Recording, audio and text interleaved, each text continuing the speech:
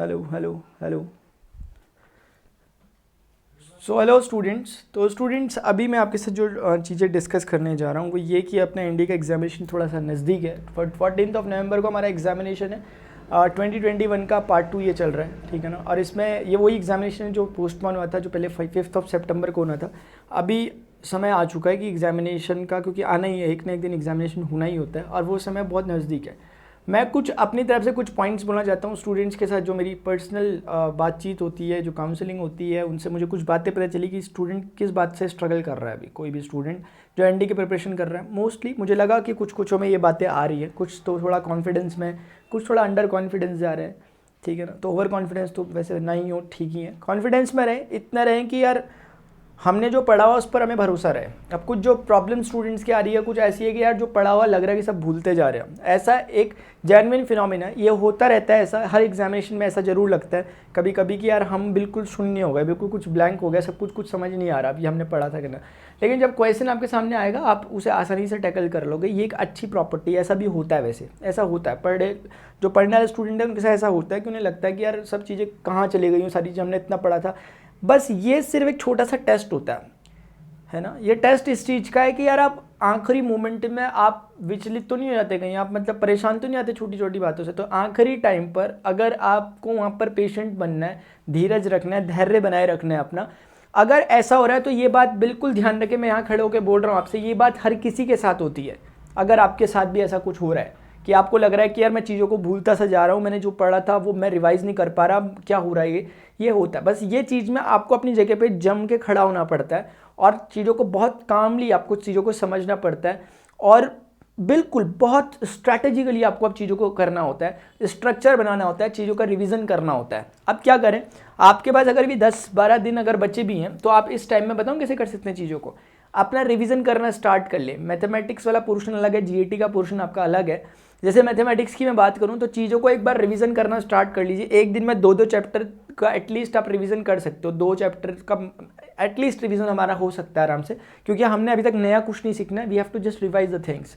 इसीलिए हमें अब रिवीजन करना है। तो उसके लिए अब रिवीजन में बहुत ज़्यादा टाइम भी नहीं जाएगा। 2-3 घंटे भी अगर आप 3 घंटे 4 घंटे भी अगर आप निकाल रहे हैं मैथ्स के लिए, बहुत अच्छा हम रिवीजन कर सकते हैं एक दिन में अगर हम इतना निकाल रहे हैं।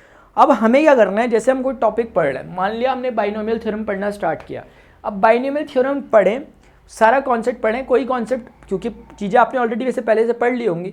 अब इसमें कोई ऐसी चीज़ होगी जो आपको लगता है कि यार मुझे ऐसा लग रहा है कि मैं अभी पढ़ रहा हूँ इसको, इसमें फील टाइप का मुझे अभी आ रहा है, यार आपको अभी इंपॉर्टेंट लगने लग गया।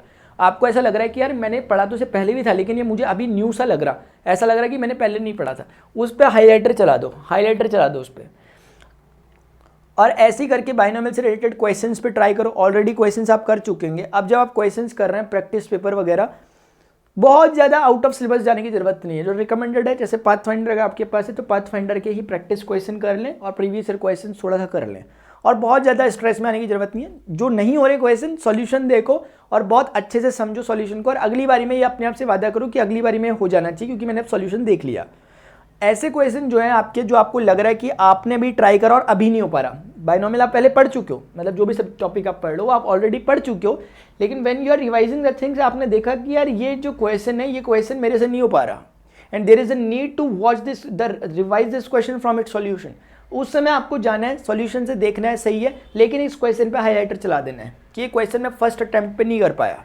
तो उसके बाद फिर आपको ऐसे बढ़ते हुए चलना है। बहुत से ऐसे क्वेश्चन होंगे जिनको आप देखते ही कर दे रहोगे, तो उस पर हाईलाइटर मत लगाना। जैसे जैसे आप आगे बढ़ोगे ऐसे ऐसे क्वेश्चन जब भी आपको आते रहने जिनमें आपको लग रहा है कि मुझे सॉल्यूशन देखना पड़ा और एक क्वेश्चन इंपॉर्टेंट है, उस पर हाईलाइटर चला दो। अब ऐसा क्या होगा, 20 क्वेश्चन में से अगर आपने 12 क्वेश्चन में भी हाईलाइटर चलाया है तो कम से कम 8 क्वेश्चन का एलिमिनेशन हो गया। अब कम से कम जब आप रिवाइज करोगे लास्ट मोमेंट में, जब एग्जामिनेशन से 2-3 दिन पहले, तो आपको वो 8 क्वेश्चन एटलीस्ट नहीं पढ़ने पड़ेंगे। और अगर ऐसा 30 क्वेश्चन के चैप्टर्स के साथ हो रहा है तो 240 क्वेश्चन का आपको प्रॉफिट मिल गया, उतना टाइम आपका बच गया। तो ये काफ़ी टाइम है, क्योंकि 240 मिनट्स, अगर एक क्वेश्चन में आप 1 मिनट भी लगाते तो 240 मिनट्स का मतलब होता है 4 घंटे आपके एटलीस्ट बचा दिए आपने। और ये सिर्फ आपके घंटे ही नहीं बचा रहा, ये आपको थोड़ा सा ये भी फील कराएगा कि आपको इस चैप्टर में से बहुत ज़्यादा नहीं पढ़ना, कुछ सेलेक्टेड ही पढ़ना है जब आप रिवाइज करोगे चीज़ों को। ये प्रोसेस हमारा हर जगह, ये चीज़ स्टेप लागू होने चाहिए। कोई भी हम चैप्टर पढ़ रहे हैं अभी जब तक हमारे पास 10 दिन 12 दिन ऐसे कुछ बचे हुए हैं, जब तक हम अपना लास्ट रिवीजन नहीं कर रहे, उससे पहले सेकंड लास्ट रिवीजन तक आपने एक चीज़ कर लेनी है कि क्वेश्चन करते समय जिस क्वेश्चन में लग रहा है कि इंपॉर्टेंट सा क्वेश्चन है, ये मेरे से नहीं हो पाया, ये क्वेश्चन आएगा तो मुझे फंसा सकता है, तुरंत हाईलाइटर चला दो। और ऐसा कर करके आपकी पूरी बुक में हाईलाइटर चढ़ जाने चाहिए, ताकि जब लास्ट लेस देन 5 डेज़ का आपके पास टाइम बचा हो, 3 डेज़ का टाइम बचा हो, क्योंकि उस समय अगर आप इतनी बुक बड़ी उठा के अपने सामने रखोगे ना एक दिन पहले, तो आप तो ऐसे ही पहले हार मान जाओगे। इसलिए उस दिन ज़रूरत क्या है कि आपको बहुत क्लैरिटी हो कि ये बुक भले ही बड़ी है लेकिन मुझे पढ़ना इसमें सिलेक्टेड चीज़ें, और सिर्फ आप हाईलाइटर पे जाओगे। उस समय तो आप सिर्फ चीज़ों को देखोगे भी तो भी आपको अच्छे से क्लियर हो जाएंगी, करने की भी ज़रूरत नहीं पड़ेगी। तो इसीलिए प्रिपरेशन, एंड ये जो चीज़ है आपको, this is not only for applicable for mathematics, this is applicable for any subject, either it will be like physics, chemistry, mathematics, history, biology, तो सभी में ये एप्लीकेबल है। जीएस पढ़ रहे हैं, जनरल नॉलेज पढ़ रहे हैं, अब तक आपने काम कर लिया होगा। जनरल नॉलेज पढ़ रहे हैं, अब वो समय गया कि अब आप बिल्कुल डिटेल में चीज़ों को अंदर तक तह में जाकर पढ़ रहे कि इसका क्या रीज़न था, उसका क्या रीज़न था। अब मोटी मोटी चीज़ें पढ़ो, मोटी मोटी चीज़ें मतलब जो एकदम कोर चीज़ें होती हैं वो पढ़ो। जैसे अगर आप प्रीवियस ईयर एनालाइज करोगे तो आपको पता लग जाएगा क्वेश्चन का अप्रोच क्या होता है पूछने का उनका। क्वेश्चन में बहुत डीपनेस नहीं लगते, मैंने पहले दिन से कहा है कि इसमें क्वेश्चन डीप आते ही नहीं है, ना तो मैथमेटिक्स के ना जीएस वगैरह किसी के भी। एक कोर नॉलेज देखते हैं आपका, आपसे कुछ छोटी मोटी चीज़ें पूछ लेंगे, हिस्ट्री में आपसे छोटी मोटी चीज़ें पूछ लेंगे, मुस्लिम लीग के बारे में पूछ लेंगे, आपसे बंगाल डिवीज़न के बारे में पूछ लेंगे क्वेश्चन, कब रोलेट एक्ट पूछ लेंगे कब हुआ था, थोड़े बहुत कंसिक्वेंसेस पर बेस्ड क्वेश्चन आ सकता है क्योंकि रोलेट एक्ट इंपॉर्टेंट है। जलियांवाला के बारे में पूछ सकते हैं।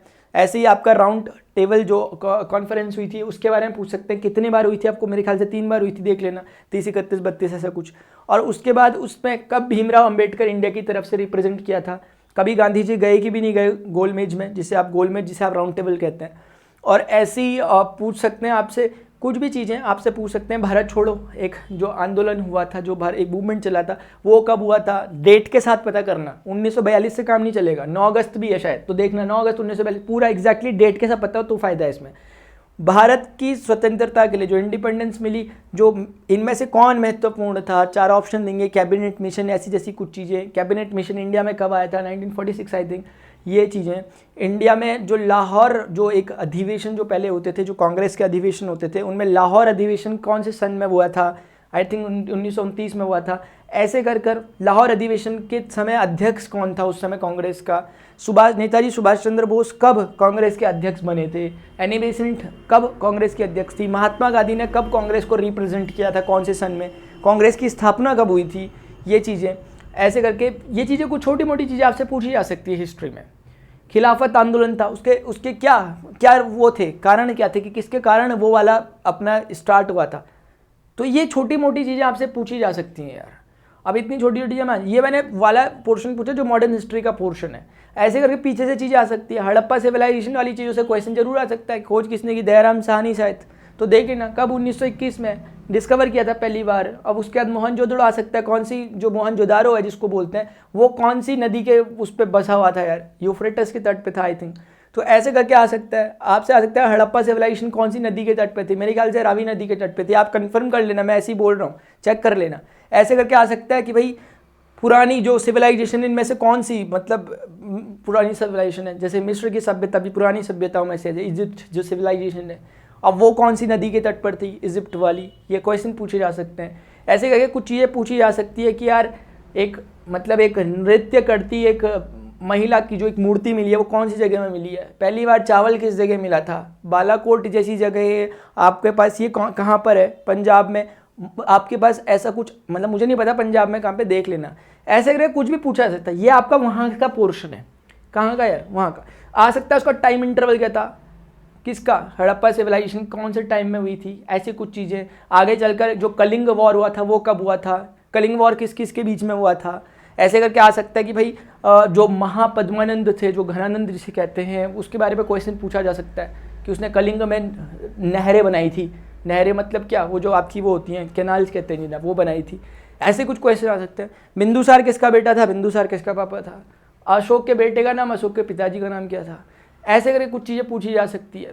तो ये चीज़ें हैं, ठीक है ना। फिर आगे चल विक्रमादित्य पर कुछ क्वेश्चन पूछे जा सकते हैं।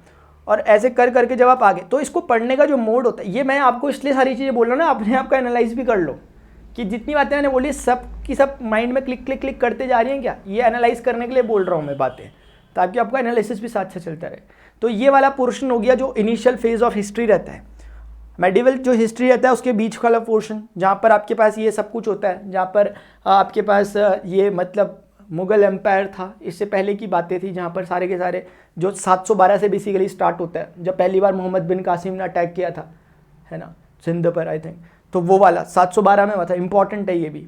ऐसे करके आप आगे जब बढ़ते हैं तो आपके पास धीरे धीरे आता है पृथ्वीराज चौहान और मोहम्मद गौरी के बीच में जो एक वो तराइन वॉर हुआ था। फर्स्ट वॉर कब हुआ था, सेकंड वॉर कब हुआ था, 91-92, 1191 1192। कंसिक्वेंसेस क्या थे, कौन जीता कौन हारा, किसने किसकी मदद की, जयसिंह था क्या, कुछ ऐसा कुछ पता कर लेना। ऐसे आ सकता है सोमनाथ पर जो अटैक हुआ था, किसने किया था, मोहम्मद गजनवी ने किया था, कब किया था पता होना चाहिए, मोहम्मद गजनवी कहाँ का राजा था पता होना चाहिए, मोहम्मद गजनवी के फादर का नाम क्या था पता होना चाहिए। छोटी मोटी चीज़ें, ज़्यादा बड़ी नहीं, ये कोर नॉलेज है, मैंने पढ़ा नहीं, ये एक सामान्य इंसान यही क्वेश्चन पूछेगा, इसलिए मैं पूछ रहा हूँ। अगर मैं जीएस का टीचर होता शायद मैं ये ना पूछ पाता आपसे। मैं ये इसलिए पूछ रहा हूँ क्योंकि ये सबने सुनी हुई बातें जो मैं कह रहा। मोहम्मद गजनवी ने कितने बार आक्रमण किया था इंडिया में, जो सोमनाथ वाला अटैक था वो कौन सी बार हुआ था, जब सोमनाथ में अटैक हुआ था उसमें गुजरात में जिस जगह अटैक हुआ था वहाँ का राजा कौन था उस समय जब अटैक, भीम सिंह ऐसा कुछ नाम था, देख लेना।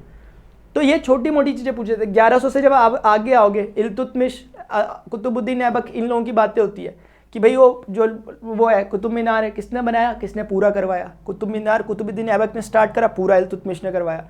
उसके बाद इल्तुतमिश के बाद वहाँ का जो उसके सल्तनत को संभालने वाला था कौन था, मेरे ख्याल से रजिया सुल्तान थी या बेगम, जो भी थी वो देख लेना। ऐसे करके तो एक पहली मुस्लिम शासिका जो थी भारत की वो भी वही थी। ऐसे करके जब आप आगे बढ़ोगे 1100 से आगे बढ़ोगे 1200 का सन आ जाएगा। फिर धीरे धीरे 1200 के रिगार्डिंग आप चीज़ें पढ़ना, जो होंगी पढ़ना। उस समय का एम्पायर किसका था वो देखना। फिर जब 1300 के करीब जब आप आओगे चीज़ों में, तो 1300 के करीब वो हरिहर बुक्का ने विजयनगर की स्थापना 1336 में की थी। विजयनगर एक राज्य था, वहाँ गोलकुंडा और कुछ ऐसी जगहें हैं जहाँ पर हीरे की खानी थी, उनसे रिलेट करना चाहिए को आप समझ रहे हैं। I am just giving you a hint only. अभी उसके बाद 1300 के बाद जब आप आगे आते तो वहीं पर धीरे धीरे करके आपके पास फिर चीज़ें स्टार्ट होने लग जाती है। कौन सी वाली, कि पानीपत का वॉर शुरू हो जाता है। तो पानीपत का फर्स्ट वॉर कब हुआ, सेकंड कब हुआ, थर्ड कब हुआ, किस किस के बीच में हुआ, है ना, ये चीज़ें होती हैं। तो ये चीज़ें पूछी जा सकती है आपसे। एक वो शेरशाह सूरी है, वो नेशनल हाईवे वगैरह जो बने उनसे रिलेटेड चीज़ें देख लेना। शेरशाह सूरी, हुमायूं, इनसे रिलेटेड बातें आती है। तो ये कुछ चीज़ें, ये हिस्ट्री का पोर्शन है। ज्योग्राफी में आपके पास क्या है, नॉर्मल चीज़ें जो ये आप अर्थक्वेक वगैरह पढ़ते हो, इनके बारे में थोड़ा जो थ्योरीज होती हैं वो थ्योरीज इससे रिलेटेड जो हैं वो देख लेना। जो आपका ये ज्वालामुखी वगैरह जो ये निकलते हैं इनसे रिलेटेड बातें होती हैं। जो फ्लड वगैरह, जो मौसम वगैरह चारों तरफ का, मतलब अलग अलग तरह से, उसके बारे में देख लेना। जो स्ट्रेटोस्फीयर और अलग अलग स्फीयर्स होती हैं इनके बारे में जानकारी रख लेना कि बादल कौन से उसमें बनते हैं, ऐसी वाली चीज़ें कुछ देख लेना। ये ज्योग्राफी पोर्शन है। ज्योग्राफी में थोड़ा सा उसका ध्यान रखना, इक्वेटर वाली लाइन का, इसका उसका। जो ग्रीनविच वाली लाइन है, बहुत इंपॉर्टेंट क्वेश्चन आता है, ग्रीनविच से इंडिया का टाइम कितना क्या है, 5.5 घंटे आ गए शायद, 5.5 घंटे कोलकाता वाला। ऐसे ही करके जो आपकी जो होती है, मतलब एक वो क्या कहते हैं उसे, जो कहते नहीं हो, लाइन ऑफ एक वो होती है जो इंडिया के कितने राज्यों से होकर गुजरती है, जो कैंसर क्या कहते हैं उसे, लाइन ऑफ कैंसर ऐसा कुछ होती है जो, ठीक है ना। हाँ, तो वो जो चीज़ें होती है वो कहाँ से गुजरती है इंडिया में, ऐसे से छोटी मोटी चीज़ें पूछ जाते हैं। पॉलिटिकल में बहुत ज़्यादा हैवी नहीं, लेकिन छोटी मोटी चीज़ें पता हो अपने को कि जब इंडिया का संविधान जब बना था क्या हुआ था। इंडिया के नॉर्मल जो आर्टिकल्स होते हैं, नॉर्मल पता हो यार, कि भाई वो फ्रीडम वाला कौन सा आर्टिकल है, वो स्वतंत्रता वाला 13 से 20 या जौन सा नंबर का है, उसमें वो आंसर वाला कौन सा है जिसमें हम बोलते हैं कि चाइल्ड लेबर नहीं होना चाहिए, उसका निषेध है यहाँ पर, वो कौन से आर्टिकल में है ना। मतलब किसी को फ्रीडम ऑफ स्पीच कौन से आर्टिकल में, धार्मिक स्वतंत्रता कौन सा है उसमें, जो माइनॉरिटीज़ होती है उनको जो प्रोत्साहन दिया गया एजुकेशन के लिए वो कौन सा, अनुच्छेद 31 या 30 ऐसे ही कुछ है। ऐसी चीज़ें पूछी जा सकती है। जो आपका आर्टिकल नंबर 42 है, बताओ किससे रिलेटेड है। ऐसा इम्पीचमेंट जो होता है प्रेसिडेंट का वो कहाँ पर हो सकता है, महाराष्ट्रपति पर जो महाभियोग लगता है वो कौन सा अनुच्छेद के अंदर है, ये चीज़ें पूछी जा सकती है। ठीक है, ये छोटी छोटी चीज़ें आपसे पूछी जा सकती है। तो ये वो चीज़ें जो जनरल नॉलेज, ये सच में जनरल नॉलेज है, इसलिए मुझे याद है, इसलिए मैं पूछ पा रहा आपसे। इतना ही जनरल नॉलेज पूछा जाता है आपसे, और बाकी हैवी नहीं पूछा जाता कुछ। ऐसे ही हर सब्जेक्ट में तो एक मोटा मोटा, किसी कोई आपके घर में थोड़ा बड़े आपके घर में थोड़े हो, मतलब जिन्होंने थोड़ा कभी इसकी तैयारी की है, जो कोई अभी कंपटीशन की तैयारी कर रहा है, उनसे बोला करो यार जनरल नॉलेज के ऐसे टेस्ट खेलते हैं आपस में, मुँह से बोलते हैं, है ना। आपके फ्रेंड के साथ जनरल ऐसे वाले क्वेश्चन करो नॉर्मली, कि कुछ उसको आपको पता चले, कुछ आपको पता चले, ऐसा कॉम्बाट टाइप का करो आपस में, ये ज़्यादा इफेक्टिव है। अगर आप एक क्वेश्चन आप पूछो, एक क्वेश्चन वो, जिसको जो याद आ रहा, क्योंकि जब टॉपिक निकलेगा ना तो उस टॉपिक पर रिलेटेड फिर 2 4 5 10 क्वेश्चन बन ही जाएंगे, क्योंकि आपने अगर कुछ पूछा आर्टिकल से रिलेटेड तो सामने वाला भी आर्टिकल ही पूछ देगा, ऐसे करके। तो एक सेगमेंट रखो कि यार अभी पॉलिटिकल का टेस्ट लेते हैं आपस में 2 दोस्त या फिर 2 भाई या फिर कोई भी जो आपके हैं रिलेटिव्स, क्योंकि आजकल ऑलमोस्ट घरों में मिलते ही हैं हमें कि जो प्रिपरेशन कर रहे हैं इस तरह की, जिनका जीएस बहुत अच्छे तरीके से प्रिपरेशन कर रहे हैं। हार्ड एंड टफ नहीं ना। अब ये थोड़े ना कि हमने आर्टिकल पूरे 395 आर्टिकल रट दिया और हम बोल रहे हमारी प्रिपरेशन बहुत अच्छी, कुछ नहीं होने का इससे फिर, ठीक है। केमिस्ट्री में बहुत छोटी छोटी चीज़ें आएंगी यार, कि ऐसे उसका नाम बताओ जो लिक्विड है, क्या किसका, ऐसे मेटल का नाम बताओ जो लिक्विड फॉर्म में एग्जिस्ट करता है, ऐसे नॉन मेटल का नाम बताओ जो ऐसी गैस का नाम बताओ जो, मतलब जैसे ब्रोमीन है। अब ब्रोमीन के बारे में क्या, ब्रोमीन लिक्विड की फॉर्म में रहती है आई थिंक, लेकिन ब्रोमीन एक तरह की वो है हेलोजन, फ्लोरीन क्लोरीन वाली रेंज में। ऐसे क्वेश्चन पूछे जा सकते हैं। क्या मतलब पूछ ले हमसे सिल्वर का पीरियोडिक टेबल में नंबर क्या होता है ना। ये आपसे पूछ ले कि भाई सबसे ज़्यादा मेल्टिंग पॉइंट किसका होता है पीरियोडिक टेबल में, उसका एटॉमिक नंबर कितना होता है, टंगस्टन नंबर कितना होता है, किससे रिप्रेजेंट करते हैं, डब्ल्यू से। ऐसी कुछ बातें चलते चलते पूछ लेंगे यार। ये सब जनरल नॉलेज है, इसी लेवल का क्वेश्चन पेपर आता है। अब 2-3 क्वेश्चन आपको पूरे पेपर में अगर दिख गए टफ लेवल के, तो उससे एनालाइज मत क्या करो पेपर को, क्योंकि 2-3 क्वेश्चन तो हर पेपर में जानबूझ के डाले जाते हैं ऐसे कि यार पूरे में से पूरे न ले आए कहीं सामने वाला। 2-3 क्वेश्चन तो एक्सेप्शनल डाल दिए जाते हैं घुमा फिरा करके। तो आप मोटा पेपर को अगर एनालाइज करोगे, आप देखोगे पेपर ओवरऑल कैसा है, एवरेज पेपर बनता है। फिजिक्स का पेपर टोटली फॉर्मूला बेस्ड बनता है। तो ये चीज़ें स्टूडेंट्स कुछ होती है, ये चीज़ मैं आपसे डिस्कस करना चाहता। कुल मिलाकर स्ट्रेस नहीं लेना। मैंने जितनी बातें पूछी, बाई चांस अगर आपको आई है बहुत अच्छी बात, अपने आप में कॉन्फिडेंस रखो कि आप बहुत अच्छा कर रहे हो। लेकिन अगर ये बातें नहीं आपको समझ में आई कि यार ये चीज़ें तो मेरी रह गई, तो भाई कवर करो नहीं, टाइम बहुत है अभी सफिशिएंट टाइम है अपने पास। और अगर किसी के पास लास्ट मौका है, प्लीज़ लास्ट मौका है तो अपना बेस्ट दो। चीज़ें इसके बाद भी बहुत है करने को, ये आखिरी नहीं है, लेकिन कोशिश करें कि अपना बेस्ट आप अपनी तरफ से दें।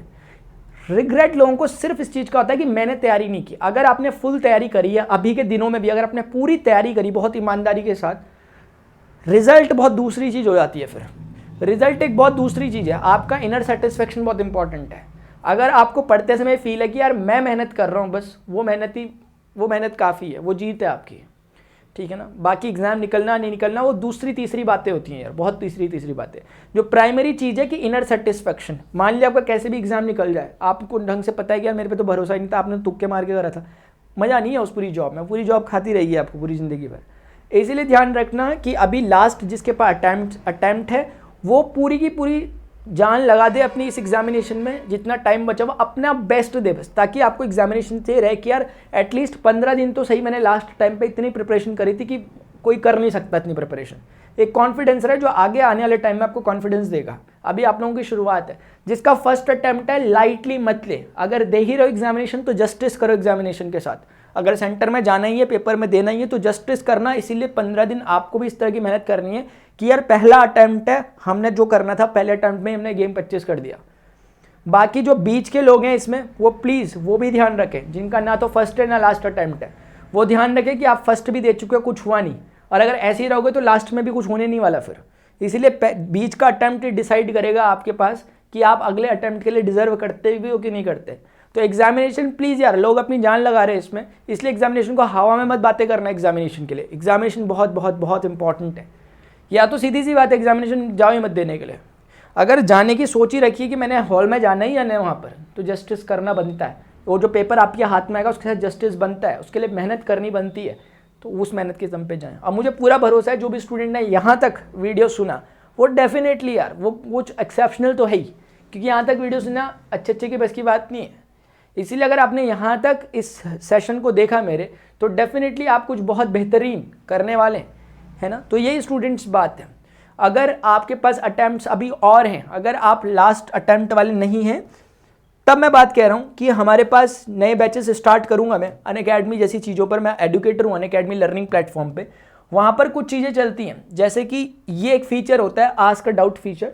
इसमें आप अपने सब्जेक्ट से रिलेटेड पिक्चर की इमेज भेज सकते हो, और उसको क्रॉप करने के बाद जब आप भेजोगे आपके वीडियो सोल्यूशन मिल जाता है। मैथ्स फिजिक्स जैसी चीज़ों में बड़ी कारगर रहती है ये चीज़ें।